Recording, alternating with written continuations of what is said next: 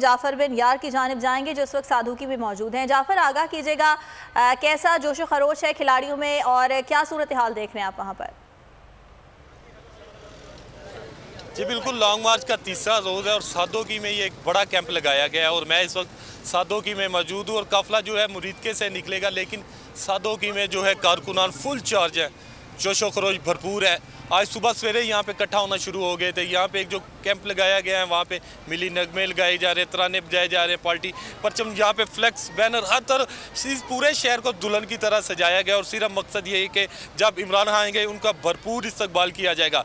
और GT road के लोग क्योंकि इस बात का इंतजार कब खान साहब पहुँचेंगे, क्योंकि काफिला इतना बड़ा हो चुका है कि खान साहब अभी तक हम कह सकते हैं कि लाहौर से सिर्फ थोड़ा सा आगे थे, फिर उनको वापस पहुंचेंगे। 11 बजे का उन्होंने टाइम दिया था असद उमर ने और वहाँ पे लोग पहुंचे।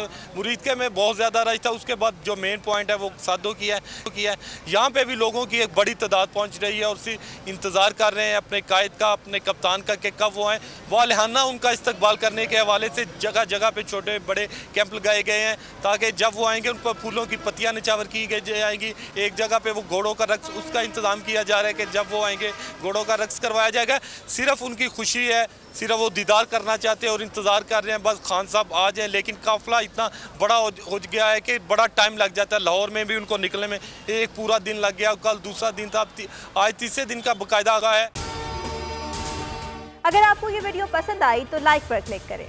PTI का हकीकी आज़ादी मार्च सिर्फ बोल दिखा रहा है। 24 घंटे हकीकी आज़ादी मार्च, सबसे ज्यादा रील्स और सबसे ज्यादा रेटिंग्स के साथ बोल रहा नंबर 1, सबसे ज्यादा व्यूज, सबसे ज्यादा रील्स और सबसे ज्यादा रेटिंग के साथ बोल अब भी नंबर 1 पोजीशन पर बरकरार।